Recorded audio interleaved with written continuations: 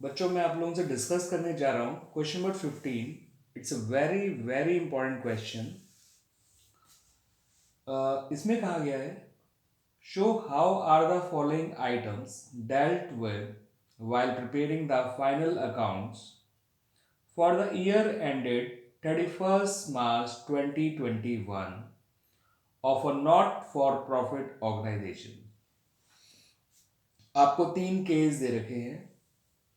Case one में कहा गया है कि आपने पवेलियन के कंस्ट्रक्शन पे 6 लाख रुपए खर्च करे, कंस्ट्रक्शन वर्क अभी प्रोग्रेस में है, कंप्लीट नहीं हुआ और कैपिटल फंड दे रखा है 20 लाख।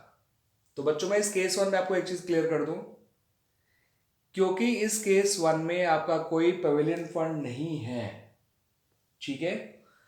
तो आप जो भी expenditure on construction of pavilion कर रहे हो इसे किसी फंड में से माइनस करने की जरूरत नहीं है, क्योंकि फंड है भी तो वो कैपिटल फंड का है, पवेलियन फंड नहीं है। इस खर्चे को आप केवल एसेट साइड में शो कर दीजिए एज पवेलियन इन प्रोग्रेस के नाम से बैलेंस शीट में। ठीक है बच्चों, तो केस वन में आपको बैलेंस शीट बनानी है एन एक्सट्रैक्ट एज एट 31/3/2021। ठीक है बच्चों, और क्या करना है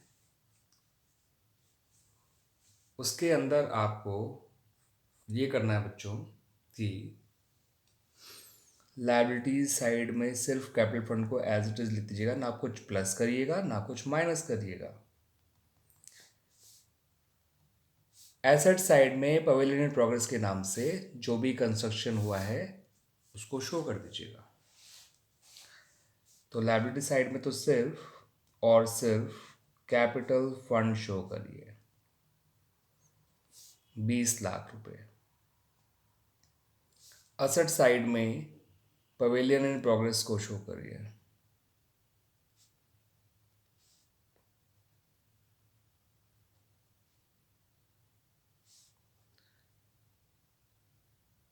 पवेलियन इन प्रोग्रेस के नाम से इसलिए शो किया गया बिकॉज अभी वो पवेलियन बनकर कंप्लीट नहीं हुआ है।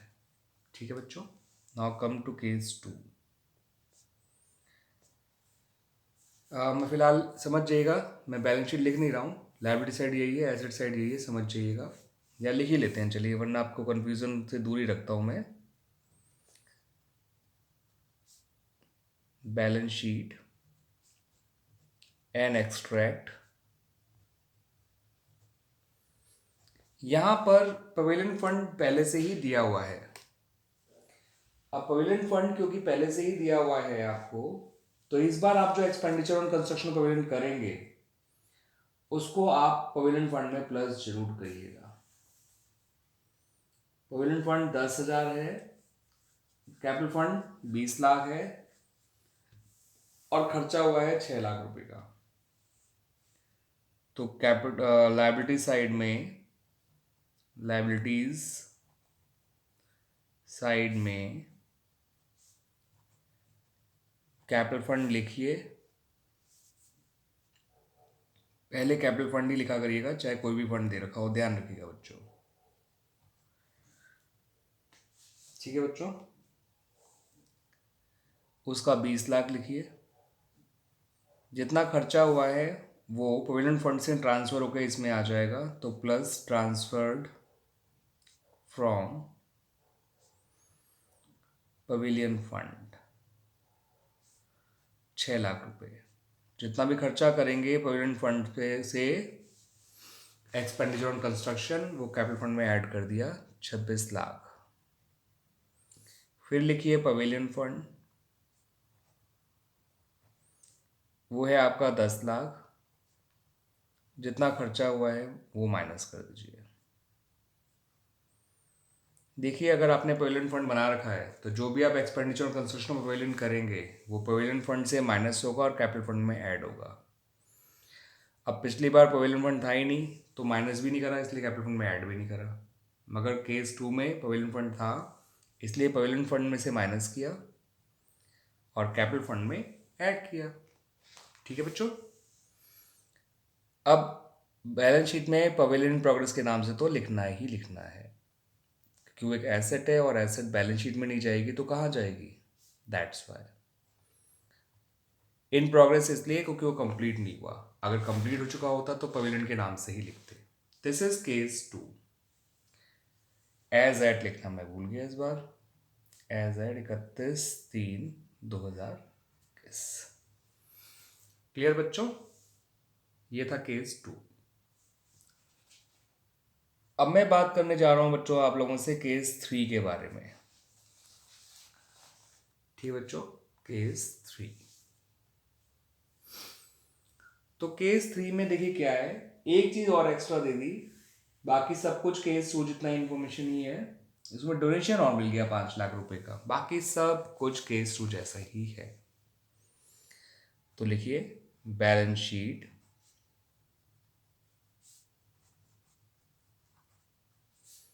And extract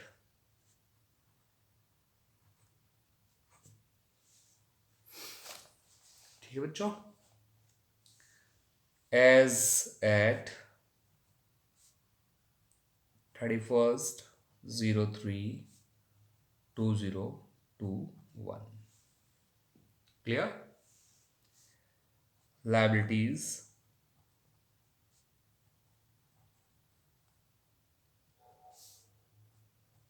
amount, assets amount। Liability side में लिखिए कैपिटल फंड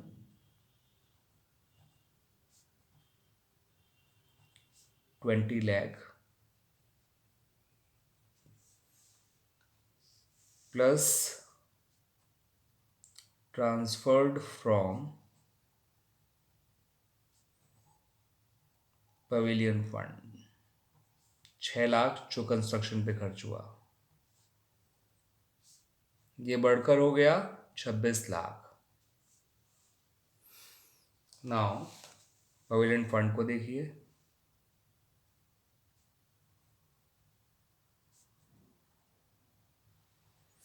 वो है आपका फिर से 10 लाख। पहले प्लस वाला काम करेंगे तो डोनेशन फॉर पवेलियन जो मिला है वो प्लस करिएगा।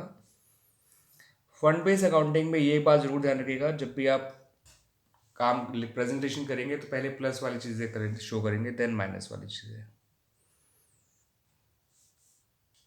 डोनेशन मिला था 5 लाख, ये हो गया बढ़कर 15 लाख। अब माइनस करिए expenditure on construction,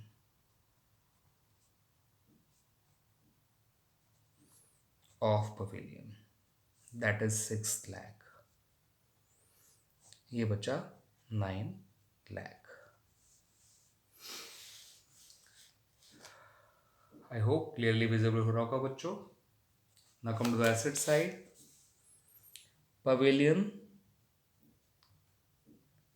in progress 6 lakh. तो अगर आपने पवेलियन फंड मेंटेन किया हुआ है तो जो भी खर्चा होगा on the construction of pavilion वो पवेलियन फंड में से तो माइनस हो जाएगा, बट कैपिटल फंड में ऐड हो जाएगा।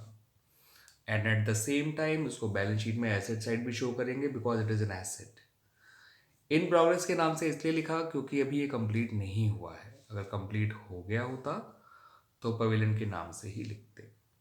केस 1 में कोई पवेलियन फंड था ही नहीं, इसलिए जो भी एक्सपेंडिचर और कंस्ट्रक्शन ऑफ पवेलियन है उसको कैपिटल फंड में ऐड ही नहीं करेंगे। ऐड तब करा जाता है जब कोई पवेलियन फंड होता और आप एक्सपेंडिचर और कंस्ट्रक्शन इनकर्ड करते तब। ठीक है, तो इन तीनों केसेस में एक्सपेंडिचर तो एसेट साइड में आया ही आया।